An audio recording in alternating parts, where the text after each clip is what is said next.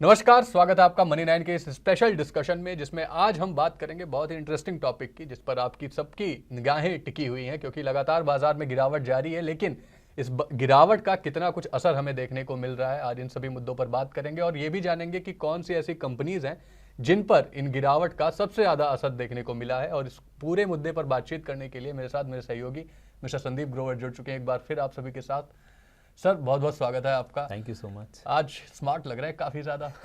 आपको देख के ना थोड़ा सा मैं मोटिवेटेड फील करता हूँ। तो पिछले 2-3 वीडियोस में जिस तरह से आप एकदम सज के आते हैं तो मैं भी थोड़ा सा प्रोत्साहन उससे महसूस करता हूँ, तो थोड़े से कोशिश कर रहा हूँ रेप्लिकेट करने की। देखिए, हम दोनों ज़्यादा कुछ नहीं हम दोनों खुश तो हैं, लेकिन आज जिस डिस्कशन में हम आए हैं वो थोड़ा दुखी करने वाली है, क्योंकि अगर हम देखें अपने टॉप के लेवल से तो निफ्टी में तकरीबन 13% की गिरावट देखने को मिली है। सेंसेक्स भी 11 से 12% तक टूट चुका है। वहीं बैंक निफ्टी भी 10% से ज़्यादा करेक्ट हो चुका है।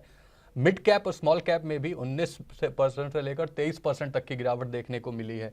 तो ये सारी चीज़ें तो हमें बाजार में गिरावट देखने को मिली है। लेकिन सर, क्या कुछ असर इसका आप देख रहे हैं और सबसे ज़्यादा गिरावट कहाँ पे आपको देखने को मिली है? इनफैक्ट आप देखिए जो नंबर्स आप बता रहे हैं, 26 सितंबर का दिन था जब मार्केट्स ने रिकॉर्ड हाई टच किया था, और ये जो कैलकुलेशन है वो सारी वहीं से ही है। जो आप निफ्टी बोल रहे हैं 13% करेक्ट हो गया, 12% के आसपास सेंसेक्स में, निफ्टी बैंक में 10% का इरोजन हुआ। लेकिन छोटे मझोले स्टॉक्स जो हैं, जो ब्रॉडर मार्केट्स हैं, मिड कैप स्मॉल कैप में, वहाँ आप देखिए पेन आपको ज़्यादा नजर आएगा। और इसी वजह से शायद आप कह रहे थे कि हम तो खुश हो रहे हैं, स्माइल कर रहे हैं, लेकिन बाजार की जो गिरावट है उसमें लोगों के पास स्माइल करने के लिए कुछ नहीं बचा, खासतौर पे जिस तरह की पोर्टफोलियो की स्थिति है लोगों की। क्योंकि अब mid cap small cap index का जो गिरावट है उसको देखिए, 19% आपको मिड कैप इंडेक्स नजर आएगा गिरा हुआ अपने पीक से, शीर्ष से। निफ्टी मिड 100 जो कि मिड कैप इंडेक्स माना जाता है, और बीएसई का जो स्मॉल कैप इंडेक्स है, जिसे हम स्मॉल कैप इंडेक्स बोलते हैं, वो तो 23.5% से ज्यादा अपने जो हाई लेवल से इरोजन है वो दर्ज कर चुका है। तो जहां बाजार 12 से 13% करेक्ट हुआ, mid cap small cap index आप देखिए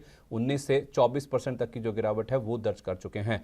अब आप कह रहे हैं कि कौन सी कंपनियां हैं जिन पे सबसे ज्यादा गाज गिरती हुई दिखी है। देखिए, ये जो पीरियड है 26 सितंबर 2024 से लेकर 17 फरवरी 2025 यानी कि कल तक का, उसमें 26 कंपनियां ऐसी हैं जिन्होंने 1 लाख करोड़ की जो मार्केट कैप है, वो वाला जो क्लब है या वो टैग जो है वो लूज कर दिया, उससे वो बाहर हो चुकी हैं। उसमें आप देखेंगे तो 26 सितंबर 2024 जो मैं डेट की बात कर रहा हूं, जिस दिन मार्केट ने ऑल टाइम हाई टच किया था, उस दिन 106 कंपनियां ऐसी थी जिनका मार्केट कैप 1 लाख करोड़ रुपए से ज्यादा का था।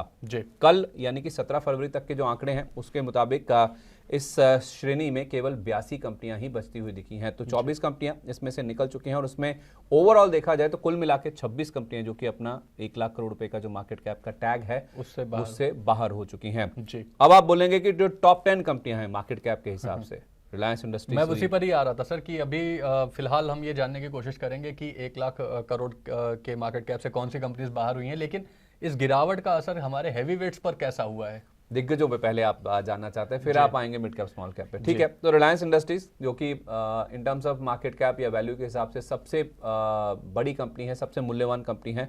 तो इस दौरान रिलायंस इंडस्ट्रीज का मार्केट कैप आप देखिए 18.4% कम हो चुका है। ये आ गया है 16.5 लाख करोड़ रुपए के आसपास घटकर। तो सबसे ज्यादा इरोजन अगर आप देखेंगे तो इसी में देखने को मिला है।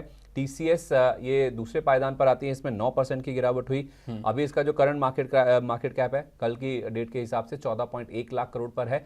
और एचडीएफसी बैंक, इसमें इरोजन काफी कम देखने को मिला, केवल 3-3.5% ही कम हुआ है। और 13.1 लाख करोड़ रुपए का जो मार्केट कैप है वो एचडीएफसी बैंक का आपको अभी भी नजर आएगा। जो टॉप 3 कंपनियां हैं इन टर्म्स ऑफ वैल्यू या मार्केट कैप के हिसाब से देखिए, जो शीर्ष पर आती हैं, सबसे टॉप पर है, सबसे बड़ी सबसे मूल्यवान कंपनी है भारत की, इनके मार्केट कैप में अगर आप देखेंगे तो रिलायंस ही है जो कि 18% से ज्यादा अपना मार्केट कैप गंवा चुका है जी। और एचडीएफसी बैंक उस रैली में भी उतना पार्टिसिपेट नहीं किया था, तो अगर ये 3.4% करेक्ट हुआ है तो उतनी चिंता की बात नहीं है। इनफैक्ट एचडीएफसी बैंक की जहां तक बात है तो जितना करेक्ट हुआ उसके बाद इसने अपना काफी सारा जो लॉस्ट ग्राउंड था उसे रिकवर भी किया है। लेकिन रिलायंस इंडस्ट्रीज आप देखिए कल परसों भी इसने अपना नया 52 वीक लो टच किया 1200 रुपए के नीचे का, तो उस लिहाज से रिकवरी नहीं आई है। और एक मार्केट में गिरावट की वजह ये भी है क्योंकि रिलायंस का वेटेज बहुत ज्यादा, इंडेक्स में सबसे ज्यादा वेटेज उसी का निफ्टी में, तो उस लिहाज से वो रिकवर नहीं हुआ, इसलिए निफ्टी में भी हमने रिकवरी नहीं देखी। चलिए, ये तो हैवी वेट्स की बात हो गई, लेकिन अब जो आप जानना चाह रहे हैं उस पर आ जाते हैं कि मिड कैप और स्मॉल कैप में सबसे ज़्यादा पिटाई किसकी हुई है? कौन सी ऐसी कंपनीज हैं जो 1 लाख करोड़ से जिनका मार्केट कैप कम हो गया है 26 सितंबर के बाद से? सर, क्या है लिस्ट ऐसी है कि जिसमें आपके भी पसंदीदा शेयर होंगे, आपके मेरा कहने का मतलब है जो कि आपके पोर्टफोलियो में या आपकी जो विश लिस्ट होती है, बाय लिस्ट होती है, या फिर वॉच लिस्ट होती है जो आपने अपने फ़ोन में या अपने जो ट्रेडिंग अकाउंट है, जो डीमैट अकाउंट है, उसमें लगा के रखी होती है, वो स्टॉक्स आपको इसमें नजर आएंगे। पहले 5 नाम आपके सामने रखता हूं। इसमें टॉप जो लूजर है सबसे ज्यादा, जिसने मार्केट कैप गवाया है इस पूरे गिरावट के फेज में, वो है JSW एनर्जी का। ऑलमोस्ट 44.5% इसकी मार्केट कैप इरोड हो चुकी है। तो 1 लाख करोड़ रुपए से ज्यादा की मार्केट कैप पहले इसकी थी, अब ये आ गई है महज 75,000 करोड़ रुपए के आसपास। तो सबसे ज्यादा लूजर तो यही है। फिर आ गया संवर्धन मदरसन, इसकी मार्केट कैप भी 41% से ज्यादा कम हो चुकी है। सुजलॉन, जो कि ज्यादातर लोगों के पोर्टफोलियो में है, एक दिन हम वीडियो कर भी रहे थे, 50-55% के आसपास तो पब्लिक इसमें होल्ड करती है। इसके मार्केट कैप में आए 36.5% का फॉल, 70,000 करोड़ रुपए के आसपास इसका मार्केट कैप घटकर आ गया, जो 1,10,000 करोड़ रुपए पर था। हीरो मोटो भी इसमें शामिल है, 1,20,000 करोड़ का मार्केट कैप था, 77,500 करोड़ पर आ गया, 36% का फॉल यहाँ पे भी है। और RVNL भी इस लिस्ट में शामिल है, जो कि ज्यादातर लोगों के पोर्टफोलियो में है। 71,433 करोड़ का मार्केट कैप हो गया इसका, इसमें भी 34.5% के आसपास का फॉल ऑलरेडी आ चुका है इसके मार्केट कैप का, जो पीक बना था 26 सितंबर का वहां से। जी, 1,08,000 करोड़ से 71,433 करोड़ का मार्केट कैप, तो काफी गिरावट, और रेलवे के सभी काउंटर्स में हमने गिरावट देखने को मिली है सर। आगे बढ़ते हैं और कुछ और कंपनीज की बात कर लेते हैं जिनमें सबसे ज़्यादा हमें गिरावट देखने को मिली है। तो और किन किन कंपनीज पे सर आपको ये गिरावट का असर देखने को मिल रहा है? इसमें इंटरेस्टिंग है कि अदानी का भी नाम है, अदानी ग्रुप की कंपनी है, उसका भी नाम है। उससे पहले आप देखिए एक MNC है Colgate Palmolive India, 1 lakh crore से ज़्यादा का मार्केट कैप था, अब घटकर आ गया 67,000 करोड़ रुपए के भी नीचे। तो 33% से ज्यादा का फॉल हो गया, 1/3 लूज कर चुके हैं ये। 32% अदानी एनर्जी, इसके मार्केट कैप में इरोजन आ गया, जो 1.25 लाख करोड़ रुपए के आसपास था, वो 84,342 करोड़ पर पहुंच गया। 30% का फॉल बजाज हाउसिंग फाइनेंस, इसके भी IPO के बाद से आप देखेंगे तो रिटेल ने बहुत ज्यादा इसमें एंट्री करी, क्योंकि जो हाइज बने थे उसके बाद जो करेक्शन हुआ है उसमें लोअर लेवल्स पर या फिर करेक्शन के बाद कई लोग हैं जो कि एंटर किए हैं, और इसने अपनी मार्केट कैप गवाई है 30% के आसपास, इनफैक्ट उससे ज्यादा ही। कमिंस इंडिया भी इसमें शामिल है, जिसका 75,000 करोड़ रुपए का ऑलमोस्ट मार्केट कैप रह गया। 28% का जो मार्केट कैप वाइप आउट इसका भी हुआ है, और ऑलमोस्ट इतना ही आपको इरोजन इंडसइंड बैंक में भी नजर आएगा, 81,637 करोड़ रुपए पर। कल के क्लोजिंग के हिसाब से जो नंबर्स हैं वो आपको मार्केट कैप का नंबर नजर आएगा, जो कि पीक पे 1,13,000 करोड़ का हुआ करता था। तो ये कुछ ऐसी टॉप कंपनीज हैं जो कि आपको मार्केट कैप के हिसाब से जिन्होंने सबसे ज्यादा अपनी वैल्यू इरोजन देखी है इस फॉल में। 26 सितंबर को जो हाई लगा था, रिकॉर्ड हाइज बने थे, वहां से लेकर कल तक के जो आंकड़े हैं वो ये पिक्चर बयां कर रहे हैं। जी, तो काफ़ी गिरावट हमें, अगर हम इंडेक्स में ही देखें स्मॉल कैप और मिड कैप में 19 से 23%, 24% तक की गिरावट देखने को मिली। लेकिन ये कुछ ऐसी कंपनीज है जिन्होंने 40% से भी ज़्यादा की गिरावट देखी गई है मार्केट कैप में। तो एक ब्रॉड इम्पैक्ट हमें देखने को मिल रहा है सर मार्केट में, जो गिरावट आ रही है और लगातार, क्योंकि अधिकतर निवेशक निफ्टी की कंपनीज को छोड़ के इन कंपनीज में जाते हैं और उसमें ही फंसे रहते हैं। लेकिन कुछ समाधान निकलता हुआ दिख रहा है क्या? समाधान देखिए, इसमें कई सारे फैक्टर्स हैं। हमारी अर्निंग्स खराब रही जी, वो हर कोई जानता है। FIs की बिकवाली हो रही है, वो थमने का नाम नहीं ले रही है। हमारे लिए पेन पॉइंट ये है कि US में जो 10 साल की बॉन्ड यील्ड है 4.5% के ऊपर है। देखिए, हो कह रहा है कि अगर कोई भी दिक्कत आती है बाजार में, कोई भी झटका आता है, या फिर जब कोई तूफान आता है बाजार में, कोई मुश्किल स्थिति बनती है, कोई भी सर्कमस्टेंसेस खराब होते हैं, तो हर कोई सेफ हेवंस में भागता है, सुरक्षित निवेश में जाता है। सुरक्षित निवेश क्या है? सोना, डॉलर है, और US की जो बॉन्ड्स होते हैं उसमें ज़्यादातर लोग पैसा लगाते हैं, या फिर जापानीज येन हुआ।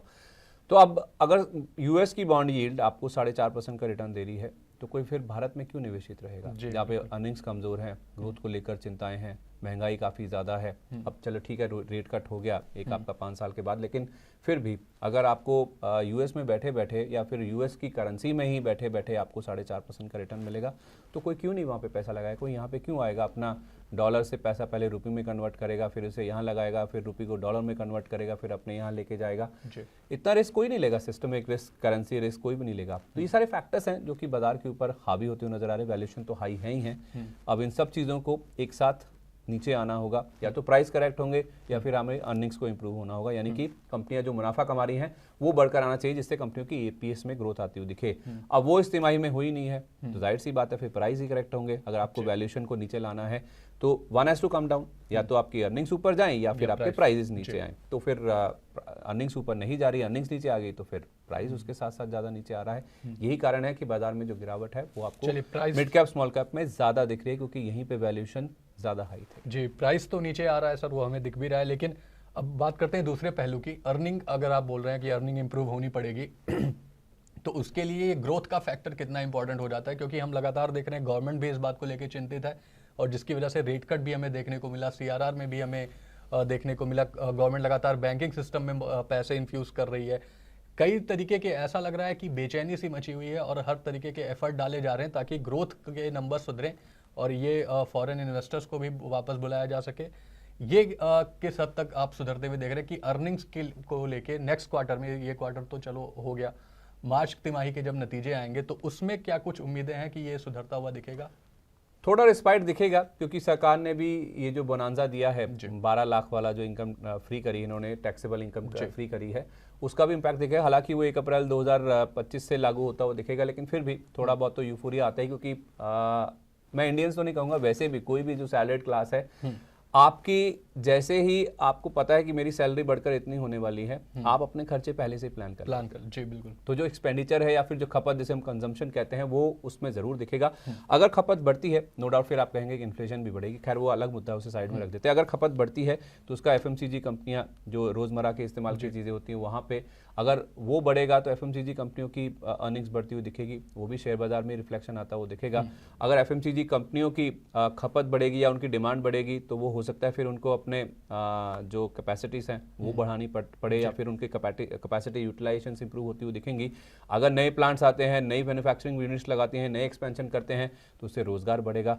तो उसका जो इम्पैक्ट है वो आपको काफी हद तक देखने को मिलेगा। आप देखना ये है कि वो कब तक एक्चुअली इकोनॉमी में आना, रिफ्लेक्ट होना शुरू होता है, क्योंकि रुपया जिस तरह से कमजोर हो रहा है, जो महंगाई की मार लोगों के ऊपर पड़ रही है, रोजमर्रा की जिंदगी की चीजों को पूरा करने के लिए या उनको ही वो पूरी तरह से निभा लें अपनी जिम्मेदारियों को, उसमें ही काफी ज्यादा दिक्कत हो रही है। तो अगर ये 12 लाख वाली जो टैक्सेबल इनकम है और जो 1 लाख करोड़ का बोनांजा खपत के रूप में आएगा, और जो सीआरआर कट की आप बात कर रहे हो, जो रेपो रेट कट है, अगर बैंक्स भी उसको पास ऑन करना शुरू कर देते हैं, आपकी ईएमआई में नंबर्स नीचे आने शुरू हो जाएंगे, रिफ्लेक्ट करने लगेंगे, तो जाहिर सी बात है इसके जो इम्पैक्ट है वो काफी हद तक इकोनॉमी बड़े तरीके से आपको देखने को मिलेंगे। कंपनियों के ऊपर तो उनके मुनाफे बढ़ेंगे ही, अगर एक्सपेंशन होते हैं या फिर उनकी कैपेसिटी उनको बढ़ानी है, तो रोजगार के भी मौके बढ़ेंगे, तो उससे भी इकोनॉमी में एक बड़ा पुश आता हुआ दिखेगा। जी, तो अब अभी काफी कुछ मार्च तिमाही के जो नतीजे आएंगे कंपनियों के, उस पर निर्भर करेगा। अब ये देखना होगा कि गवर्नमेंट ने जो इनिशिएटिव लिए हैं, जो टैक्स में छूट दी गई है, ये सारी चीजें, हालांकि ये भी सर मार्च के बाद ही शुरू होगा, 1 अप्रैल से ही नए फाइनेंशियल ईयर में ही शुरू होगा, तो